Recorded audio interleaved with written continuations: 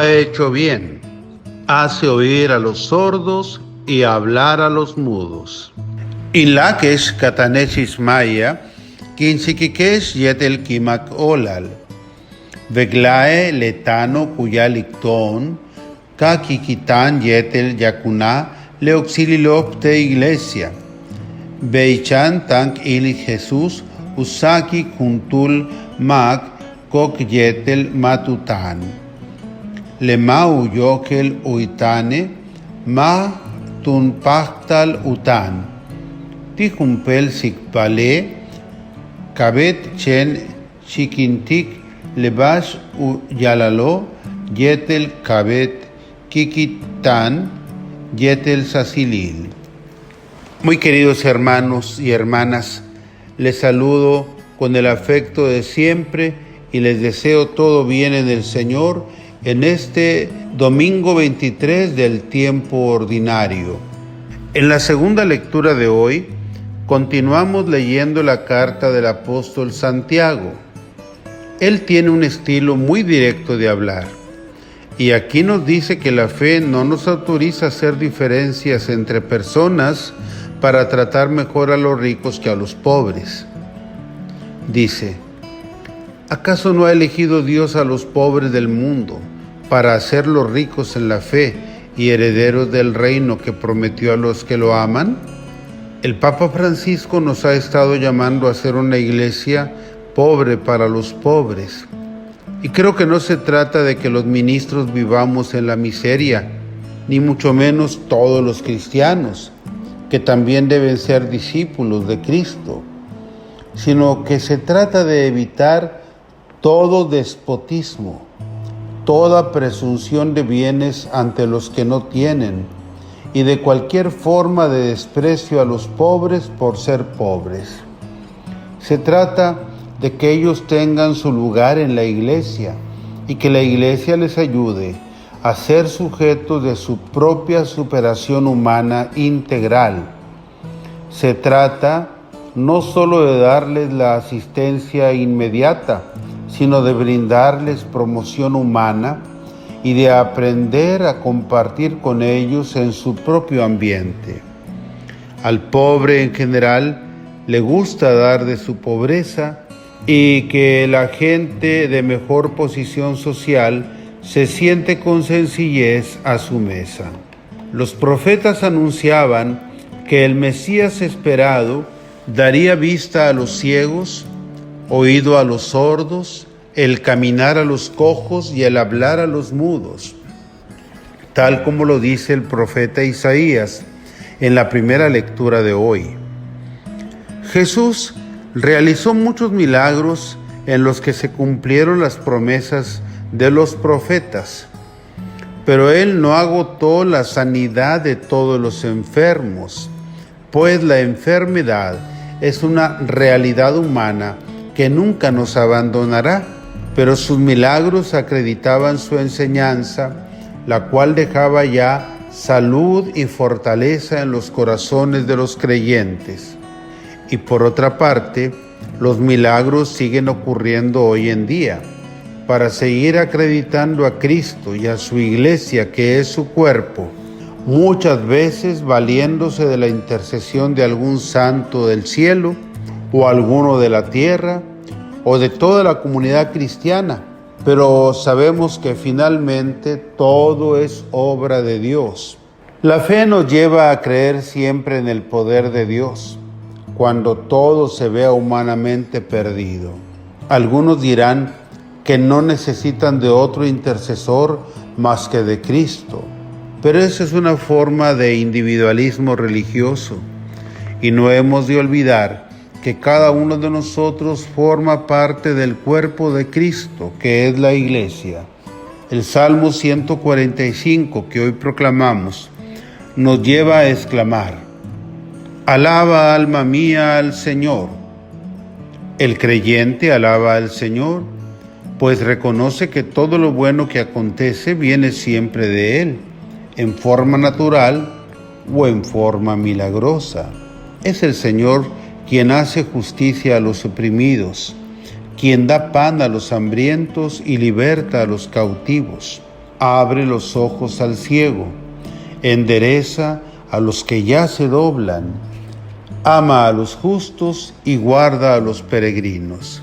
Todos los que hacen obras buenas y de justicia, sean gobernantes, gente de la sociedad civil o de la iglesia, son siempre la mano de Dios, porque es Él quien inspira, guía, fortalece y acompaña a las obras del bien.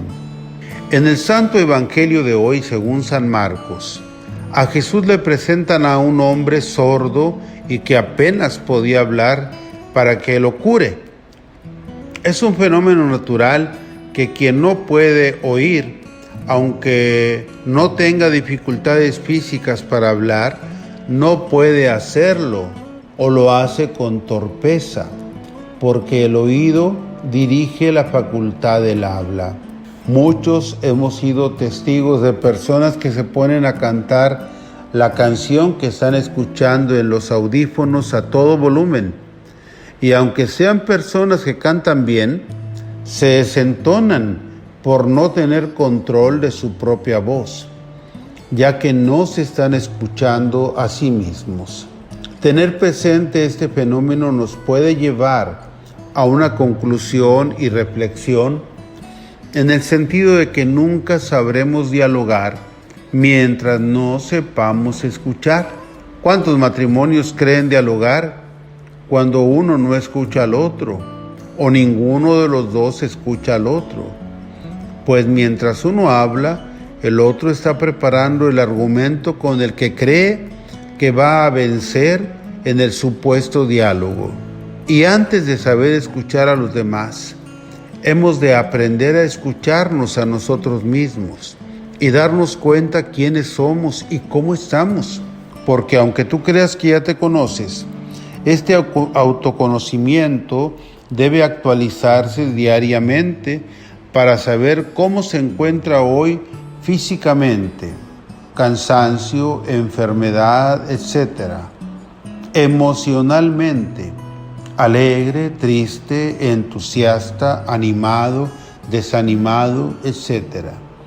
Y espiritualmente, en paz con Dios o con remordimientos de conciencia, etc. Si no me tomo en cuenta a mí mismo, puedo distorsionar mi diálogo o hacer responsable de mis estados personales a mi interlocutor. El mejor diálogo diario que me lleva a conocerme mejor y que me ayuda a tener los mejores diálogos con otras personas es el diálogo con nuestro Señor. Hay muchos que rezan, pero no dialogan con Dios, porque en su modo de rezar parecen taparle la boca a Dios para que les escuche sin dejarlo hablar. Si nos disponemos a escuchar al Señor en la oración, le pedimos que nos hable y ponemos atención. Ciertamente Él nos hablará de un modo peculiar que podemos descubrir si en verdad tenemos la intención de escucharlo. A Jesús le pidieron que impusiera las manos al hombre sordo para curarlo, pero no dice el Evangelio que Jesús le impusiera las manos, ni que simplemente de palabra le ordenara quedar sano al hombre, sino que Jesús usa otros signos particulares, metiendo sus dedos en los oídos de aquel hombre y tocando su lengua con su saliva. Estos signos nos recuerdan la narración del libro del Génesis, cuando el Creador formaba la figura del primer hombre hecho de barro. Así Jesús, con su poder divino, crea en aquel hombre la capacidad de escucha y la capacidad del habla, y añade una palabra, un mandato, diciéndole Efetá, que significa ábrete. El milagro mayor que ahí realizó Jesús fue la constitución de un nuevo discípulo, que desde entonces escuchará la palabra de Dios y la podrá predicar. En los bautismos de los niños existe un momento del rito que se llama Efetá, ábrete. donde el sacerdote o diácono que bautiza con los dedos de su mano en cruz como para persignarse, hace una cruz en los oídos y la boquita del bebé, mientras le dice: el Señor Jesús, que hizo oír a los sordos y hablar a los mudos, te conceda a su tiempo escuchar su palabra y proclamar la fe para alabanza y gloria de Dios Padre. Amén.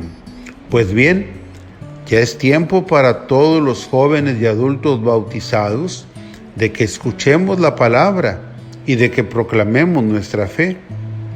No seamos sordos ni mudos al Evangelio.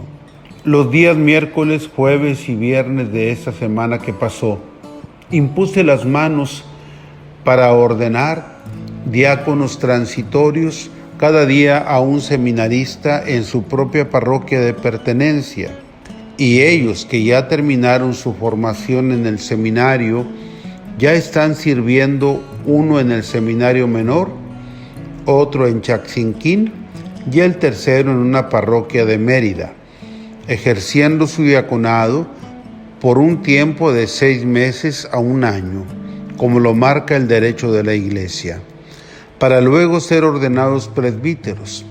Oremos por ellos, para que desempeñen santamente su ministerio diaconal, pero también oremos por nuestro seminario y por nuestra arquidiócesis, porque en 2 años al menos no tendremos ordenaciones, para que el Señor nos conceda tener muchas vocaciones sacerdotales y la perseverancia de nuestros actuales seminaristas.